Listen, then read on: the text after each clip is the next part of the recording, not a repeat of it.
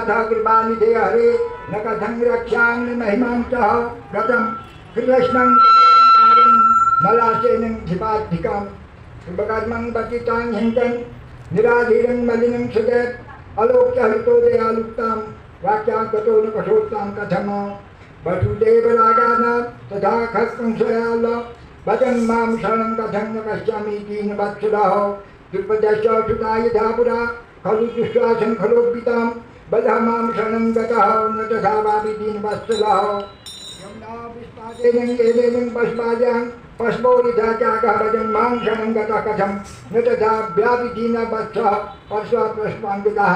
तो अब अधिक मास क्या कर रहा भगवान विष्णु के पास जाकर के क्या कहता है कि हे भगवान मुझे सभी महीनों ने जो है छुटा मान रखा है।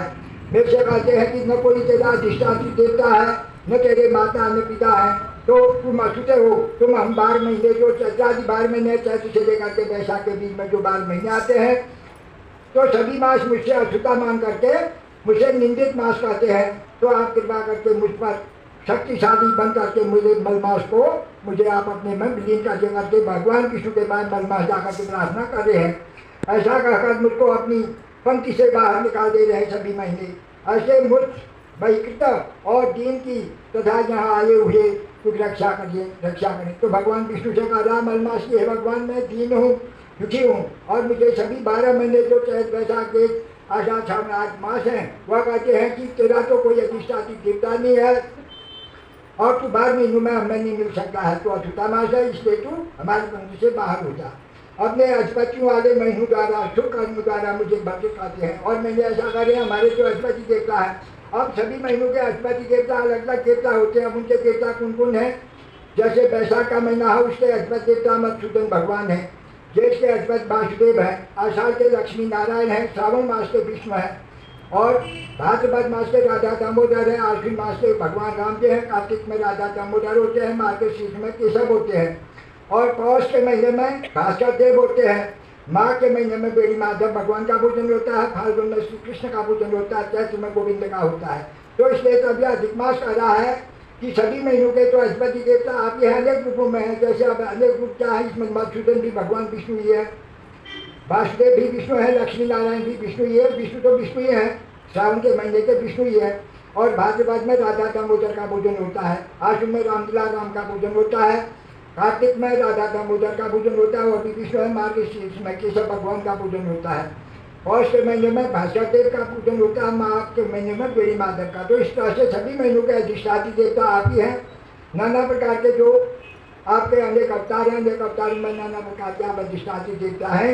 इसलिए हे भगवान आप मुझे भी अपना अधिष्ठात्री बना करके मुझे भी इसी महीनों में मिला दो करके इस तरह से वह अनय विनय करके अधिक मास जो है भगवान विष्णु से कार्य क्या कहते हैं कि अधीश्वर हे मलिन मुझको आप देखते हुए आप दयालु हैं और आप मेरे ऊपर कृपा करके ऐसा मुझे भी अपने में मिला लो।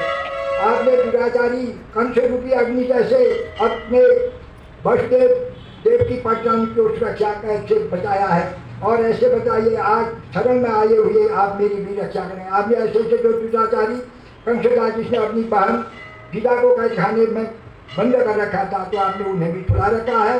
तो हे भगवान आप मुझे भी जो ये 12 महीने अपने में विलीन कर दें, आप मुझे इनमें मिलाइए।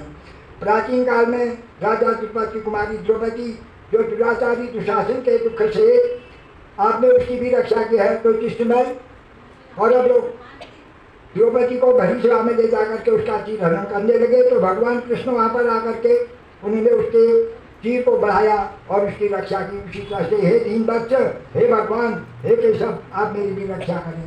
बताइए आज मैं आपकी शरण में आया हूँ, आप मेरी रक्षा करें, रक्षा करें। इस तरह से जब अधिक मास भगवान विष्णु से प्रार्थना कर रहा है तो फिर कह रहा है क्या कहता है, यमुना में काली दह में दह नाना प्रकार के विषैले गोद ग्वाल वाले लोग को आपने सुरक्षित विषैले जल से बताया है। दीन दयाल बताइए आज आपकी शरण में मैं भी आया हूँ, आप मेरी भी रक्षा करें। पर जब मैं पशुपालक हूँ और उनकी नगरी में जैसे आपने छटपट वन में आग लग करके सभी को बचाया है, हे दीनानाथ उसी तरह से आप मेरी भी रक्षा करें। मगधराज जरासंध के बंदीगृह में नाना प्रकार के जितने भी राजा थे भारत देश के, तो मगधराज में जरासंध अत्याचारी राजा था जो कंस के पिता थे, तो उन्होंने भारत देश के सभी राजाओं को जो है अपने बंदीगृह में खाने में सभी के राजपाट खींचे थे। तो भगवान कृष्ण ने जाकर के सभी को बंदी गृह से, उन राजाओं को भी जरासंध को मार करके उन्हें बंदी गृह से मुक्त किया था। तो इसी तरह से हे भगवान मुझ दीन पर भी आप क्षमा करके मेरी रक्षा करें, मेरी रक्षा करें। इस तरह से पुरुषोत्तम मास बार बार भगवान विष्णु से अनय विनय करके कह रहा है। आपने ग्राह के मुख से गए हुए गज को भी छुड़ा रखा है। तो जब गज और ग्राह पानी में गया था तो गज हाथी जब जल पीने के लिए गया था तो ग्राह ने मगरमच्छ ने उसके पैर को पकड़ लिया था। तो हाथी बिलखने लगा तो उस समय भगवान ने वहाँ पर से उस गज को ग्राह के मुँह से छुड़ाया। नारायण हो बात फिर नारायण क्या करे, जब इतना अधिक मास ने कहा तो उसके बाद भगवान नारायण विष्णु कहते हैं, क्या कहते हैं, इति विप्रात्म भूभ्रानाम बिर्मानां निरीश्वरः मलमासो दष्टिष्ठे कृष्ण जगत्पते तदानीं श्री हरिपूर्णं कृपापादितो मृषः उवाच दीनवदं मलन मासः पुनश्चितम्। तो तब भगवान हरि ने क्या कहा, नारायण ने इस प्रकार भगवान से निवेदन, अद्वैत रहित जिसका कोई अद्वैत ही नहीं है, जिसका कोई मालिक ही नहीं है, अन्य मासों के तो मालिक विष्णु है, अद्वैत रहित मलमास विश्वेश्वर के सामने खड़ा खड़ा आंसू बांधे प्रकार और चुपचाप होकर के तब उसकी अशिष्टित को दे करके भगवान श्री हरि ने शीघ्र ही दयार्द हो गए। तो उसको दे करके मलमास को भगवान हरि के ऊपर बड़ी दया करने लगे, उस पर दयालु बन गए और उसके सम्मुख खड़े हुए मुँह लटका हुए मलमास से बोलने लगे। अब क्या बोले भगवान हरि, श्री हरिर्वाचः वत्सवचः किमस्तत्यं दुःखामग्नोऽसि प्रदः एतादृष्ट महादुःखं चन्ते मनस्वर्तते त्वामहं दुःखमग्नं तः मुदिष्यामि मां शुचः न मे शरणमात्मनः पुनः शोचितुमर्हति यः गतं महादुःखी कथितोऽपि न शोच्यति किमर्थं त्वामिगतश्च शोकः संशयमानसः अशोकादज्ञं नित्यं सदानन्दं प्रतिविवर्जितः वैकुण्ठमीति सम्प्राप्य कथं दुःखान्वितोद्भवान् तथा मंत्रः कृतं दृष्ट्वा वैकुण्ठस्थाशुधिस्थितां किमर्थं मातुकामोषि तन्मे वत्स वदातनु। तो भगवान विष्णु क्या बोले, हरि हे वत्स क्यों इस तरह से तुम दुख संतप्त होते हो, आप चिंता न करें, संतप्त में दुखी न होइए। ऐसा कौन सा भारी क्लेश है, ऐसा कौन सा भारी तुम्हारे ऊपर जब दुख आ पड़ा है। तो भगवान विष्णु उस अधिक मास को कह रहे तो कोई इतना भारी क्लेश नहीं है, इतना भारी कोई ऐसा दुख तुम्हारे ऊपर नहीं आया है जो तुम्हें 12 महीने मलिन मान करते हुए कहते हैं। जो तुम्हारे मन में समा गया है इसको आप बाहर निकालिए। अपने मन में आप इतना कष्ट क्यों समझते हैं, अपना मन इतना भारी क्यों मान रहे हैं, तो अपने इस कष्ट को, इस मन से इस दुख को आप बाहर निकालें। तुम कष्ट सागर में क्यों पड़ गए हो, तो ये कष्ट का इतना भारी सागर आपके मन में क्यों पड़ गया है, मैं तुम्हारा उद्धार करूँगा। तो ऐसा कह करके भगवान विष्णु अधिक मास से कार्य है। जैसे मैंने 12 मास हैं, बैसाख चैत्र सावन भादो और कार्तिक इस तरह से चैत्र मास तक सभी महीनों के अधिष्ठात्री अधिपति देवता को उन्हें भगवान नारायण हैं। तो तब कह रहे हैं कि तुम अपने मन से इस कष्ट को बाहर निकाल दे और मैं तुम्हारा भी उद्धार करूँगा और मैं तुम्हें भी अपने ही इन 12 मासों में ही तुम्हें भी मैं शरण दूंगा। आप शोक को छोड़ दें, क्योंकि जो मेरी शरण में आ जाता है फिर उसे शोक करने योग्य कोई यहाँ नहीं जाता। वो तो वैकुंठ लोक है। तो वैकुंठ लोक में न आदमी को कभी कोई दुख है, न संताप है, न भूख लगता है, न प्यास है, न नींद है।